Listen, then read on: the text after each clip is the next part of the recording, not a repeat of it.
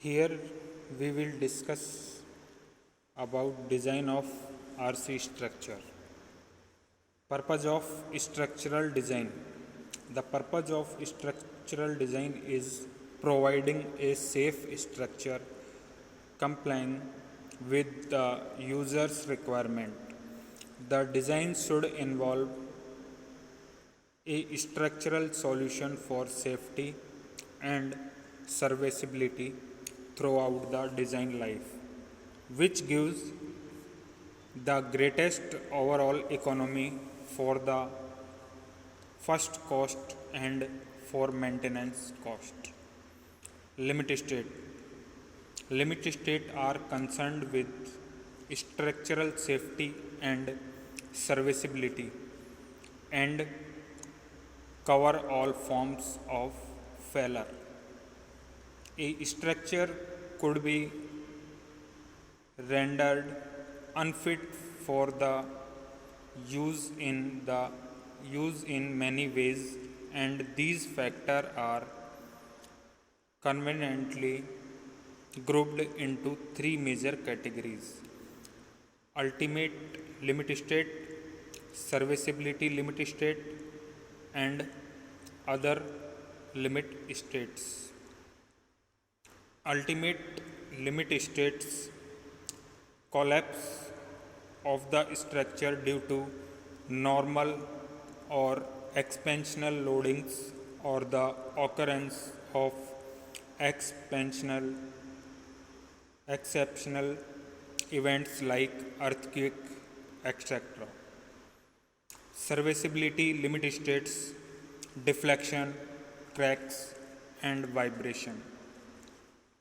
And other limit states fatigue, durability, fire resistant, lighting, etc. These are the factors which included in different states like ultimate limit state, serviceability limit state, and other limit state. For example, earthquake is considered in ultimate limit state, and for deflection is considered in serviceability limit state, and durability other limit state. Deflection limit. The designer must therefore ensure that through the structural element is safe and strong. The deflection is not excessive. The limit state usually control the depth of section. These effective depth ratio are to be modified depending on the amount of tension steel and compression steel used in the section. What is effective depth? Effective depth, effective length. These are the center to center distance. If more tensions steel is used than a certain amount, the neutral axis depth increase and more concrete comes under compression, causing more shrinkage and creep deflection.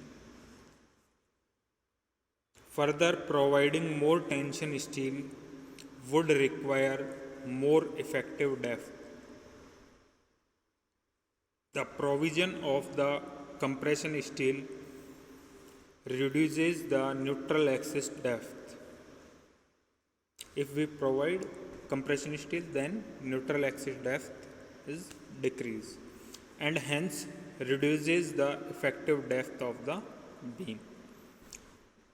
Neutral axis depth reduced, then also effective depth of beam is reduced.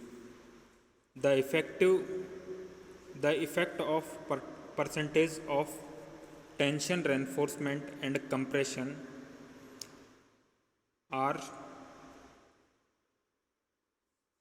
in code IS 456 2000 table working stress method. These are where the limit state cannot be adopted, working stress method may be used. Working stress method assumptions for design of members based on elastic theory. At any cross section, plane section before bending remains plane after bending. All tensile stresses are taken up by reinforcement and none by concrete except as otherwise permitted. The stress strain relationships of steel and concrete under working load is a straight line, because straight line means obey Hooke's law. Hooke's law is valid. The modular ratio M has the value 280 by 3 sigma CBC, where sigma CBC is permissible compressive stress due to bending in concrete in Newton per mm square. Limit state of collapse. What are the limit state of collapse assumptions? These are: plane section normal to the axis remain plane after bending. Maximum strain in concrete at compression fiber is 0.0035 in bending. For design purpose, the compression strength of concrete in structure shall be assumed as 0.67 times of the characteristic strength. The partial safety factors equal to 1.5 shall be applied in addition to this. The tensile strength of the concrete is ignored. Stresses in the reinforcement are derived from respective stress strain curve for the type of steel used. Partial safety factors for steel 1.15. These are the important. What are the factors of safety for concrete and steel? For concrete in limit state method, for concrete 1.5 and for steel 1.15. Design value. Design strength of material equal to characteristic strength of material upon partial safety factor.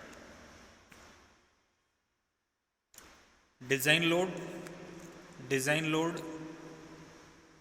equal to characteristic load multiplied by partial safety factors, and these are the partial safety factors: 1.5 for concrete and 1.15 for steel.